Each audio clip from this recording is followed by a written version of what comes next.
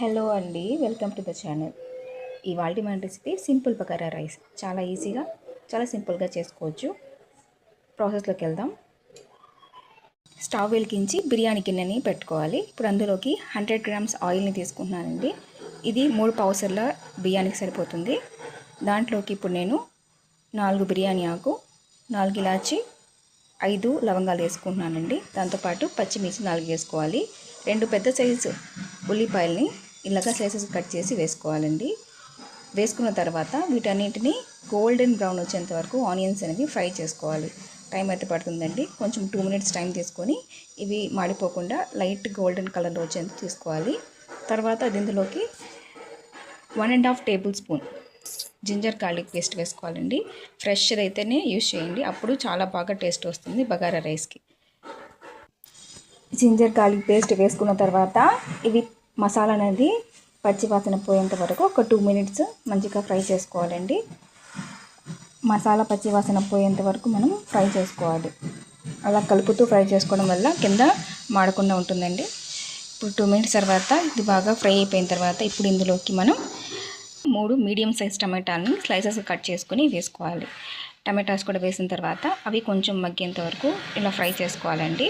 టొమాటోస్ని వేసిన తర్వాత ఒకసారి కలుపుకున్న తర్వాత ప్లేట్ పెట్టి మగ్గించుకోవాలి. ప్లేట్ పెట్టడం వల్ల తొందరగా మగ్గిపోతాయి టొమాటోస్ అనేవి. 2 మినిట్స్ తర్వాత ఇప్పుడు ఒకసారి తీసి మళ్ళీ ఒకసారి కలుపుకోవాలి. చూసారు కదా, టొమాటోస్ అనేవి కొంచెం మగ్గిపోయి ఉన్నాయండి. టొమాటోస్ అనేవి బాగా మగ్గిపోయాయండి. ఇప్పుడు ఇందులోకి మనం స్పైసెస్ వేసుకోవాలి.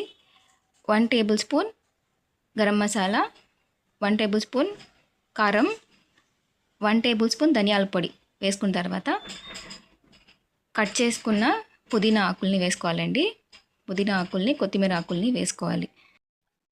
వేసుకున్న తర్వాత ఒకసారి దీన్ని కలుపుకోవాలండి. కలుపుకొని మళ్ళీ ఒకసారి మూత పెట్టి 2 మినిట్స్ వరకు మగ్గించుకోవాలి.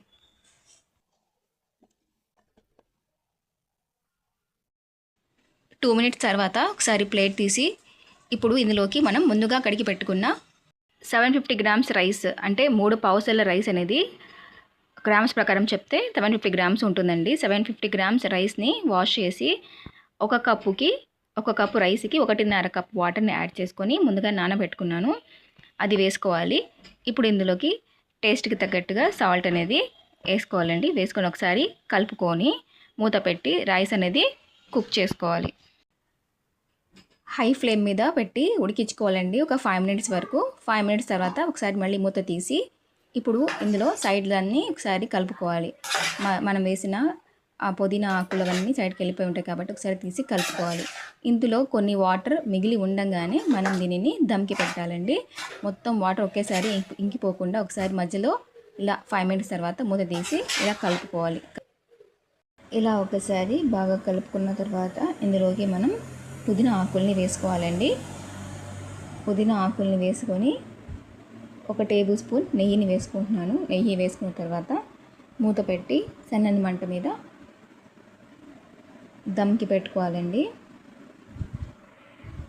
ఒక 5 మినిట్స్ తర్వాత బాగా దమ్ వచ్చేసింది కదా, ఒకసారి మళ్ళీ తీసి మూత కలుపుకోవాలి. అంతే అండి, ఎంతో టేస్టీగా ఉండే, చాలా సింపుల్గా, చాలా మంచి ఫ్లేవర్స్తో సింపుల్గా, అంటే ఎక్కువ హెవీ మసాలాలు ఏమి యూజ్ చేయకుండా మనం ఈ బగారా రైస్ని చేసుకోవచ్చు అండి. చాలా బాగుంటుంది. ఒకసారి కంపల్సరీగా ట్రై చేయండి.